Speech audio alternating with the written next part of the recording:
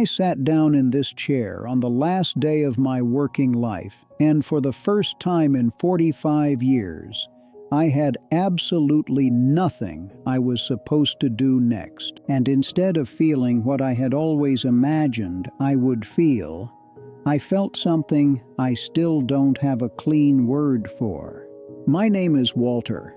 I'm 74 years old. And what I'm about to tell you is something I have never said out loud to another person. I want to start with that morning. The retirement party had been the evening before, a Friday, in the conference room on the 4th floor of a building I had walked into nearly every day since I was 29 years old. There were sandwiches and a sheet cake and a card signed by people whose last names I had to read twice to remember. My boss, a man 20 years younger than me, who had always treated me with a kind of careful respect that somehow never felt warm, gave a short speech about dedication and legacy. People clapped. Someone handed me a watch in a velvet box. I smiled the entire time.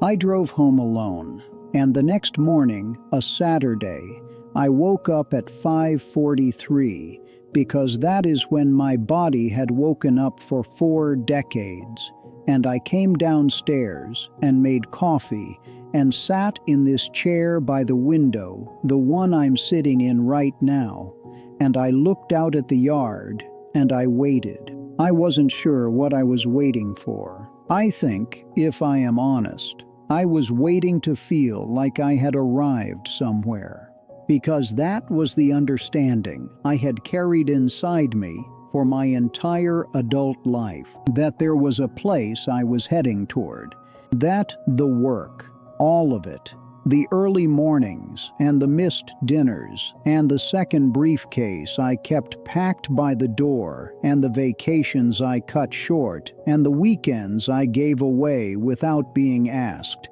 that all of that was a road. And retirement was where the road ended. And at the end of the road, there was supposed to be something waiting. I just never stopped long enough to ask myself exactly what it was. I grew up in a small house in a town that no longer exists the way I remember it. My father worked at the same factory for 31 years. He was not a man who spoke about his inner life. He was a man who showed up. He fixed things when they broke. He paid what he owed. He sat at the head of the table every evening and ate whatever my mother had made and said thank you when he was finished.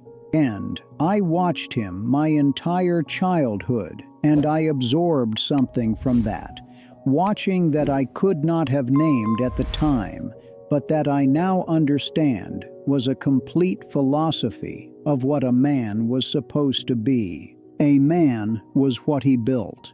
A man was what he provided. A man was the sum of what he did with his hours. I took that in the way a child takes in language, not as a lesson, but as the simple truth of how the world was organized. When I was in my late 20s, I took a job at a mid-sized manufacturing firm, a job I did not love and did not hate, but was good at. And being good at something when you are young and hungry is a very convincing substitute for meaning. I was promoted within 18 months, and then again 2 years after that. And each promotion felt like a confirmation of something, though I could not have told you what exactly was being confirmed. That I was on the right path, I suppose. That the road was real. I worked harder. No, I arrived earlier. I stayed later. I said yes to things other men said no to because they had reasons and I had none. Or rather, I had only the one reason, which was that I was going somewhere and I did not want to slow down. I married a woman named Carol when I was 31. She was patient in a way I did not deserve, and generous in a way I did not fully see until much later. and she built a life inside the margins of mine, without ever making me feel like she resented the margins. We had 2 children, a boy and then a girl, and I was present at their births, and present at their graduations, and present at every significant moment in between. But I want to be careful here, because presence is not the same thing as attention, and attention is not the same thing as being truly there. And I was a man who showed up with his body, while his mind stayed somewhere near the office. My son once told me, years later as an adult, that he remembered my hands always being on my way to somewhere else, even when the rest of me was standing still. I have thought about that sentence more times than I can count. By my mid-40s, I was a senior director. By 50, I was a vice president of operations. By 55, I had a corner office and a salary that would have seemed like a hallucination to the young man I once was. And I remember sitting at my desk one afternoon around that time and feeling something very briefly, just for a moment, that I immediately pushed aside because I did not know what to do with it. What I felt was this: that I had gotten everything I had been working for, and I was not done wanting. That the wanting had not been satisfied by the getting. That the wanting had simply moved, like water finding a new level, and was now pointing at something slightly further ahead. Another title, another milestone, another number at the end of a quarterly report. And rather than sit with that feeling and ask it what it meant, I did what I had always done. I worked. No. I want to tell you about a specific evening because I think it is the truest thing I have to tell. I was 58 years old. It was my daughter's recital. She played the cello. She had been playing since she was 9. And I had been to most of her performances, but never quite been there, if you understand what I mean. This particular evening, I arrived late because I always arrived late to things that did not have a conference room attached to them. And I slipped into the back row of that small school auditorium, and I found her out on the stage, and I watched her play, and she was extraordinary. She had this particular stillness when she played, this quality of being completely inside the music, and she looked nothing like the girl I thought I knew.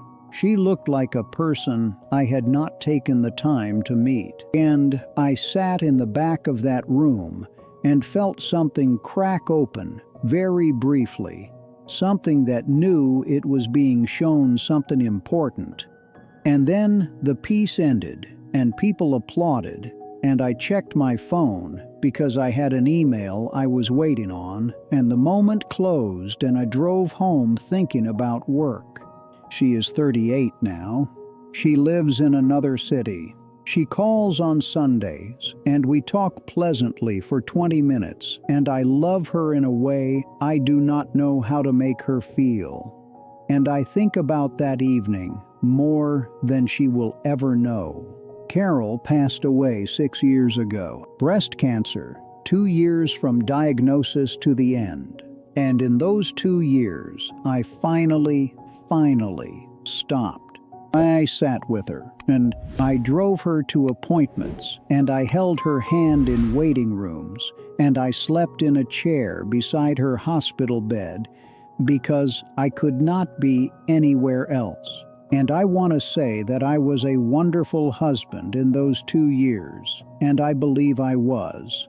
But I also carry the knowledge that it took her dying for me to learn how to be fully in a room with her. That the presence I gave her at the end was what she had quietly needed for 40 years. She never said this to me directly. She was not a woman who made accusations. But I knew. You always know. You just choose for a very long time not to look directly at what you know. After she was gone, I went back to work, because I did not know what else to do with my hands or my hours, or the particular shape of grief that feels less like sadness and more like discovering that the floor of your life has always been someone else. I worked for 4 more years. I was good at it. I was still good at it. And then I retired on a Friday in October, and I drove home, and I slept, and I woke up at 5:43, and I sat in this chair, and I sat here for a very long time, several hours actually, and at some point, I am not sure exactly when, I understood something that I have been working out ever since. What I understood was this. I had believed, without ever putting it into words, that the work was going to do something for me that work cannot do. I had believed it was going to resolve something, answer something, finish something. I had believed that if I built enough and achieved enough and was needed enough and succeeded enough, I was going to arrive, finally, at a version of myself that felt complete. That felt settled. That felt, and this is the only word that fits, safe. Not safe from failure or poverty or loss, but safe in a much older and more private way. Safe in the way I think I had not felt since I was very small. And I had spent 45 years trying to build my way there, without ever knowing that was what I was trying to do. And the work was never going to get me there. Not because the work wasn't real or the achievements weren't real, but because that kind of safety is not a thing you can build your way to. It is a thing you either let yourself feel or you don't. And I had spent my life not letting myself feel it because I was too busy building toward it. I think my father felt this too. I think he woke up one morning after 31 years at that factory and sat somewhere quiet and felt it also. I do not know for certain because we never talked about anything this deep, not once in my entire life, and I recognize that I am him. I recognize that I repeated almost exactly what he modeled for me, and that my children have perhaps absorbed something from watching me that I would do almost anything to take back. Not the work itself. I do not regret the work, but what I silently taught them the work was for. What I taught them, without a single word, about where you look for the thing that will finally make you feel like enough.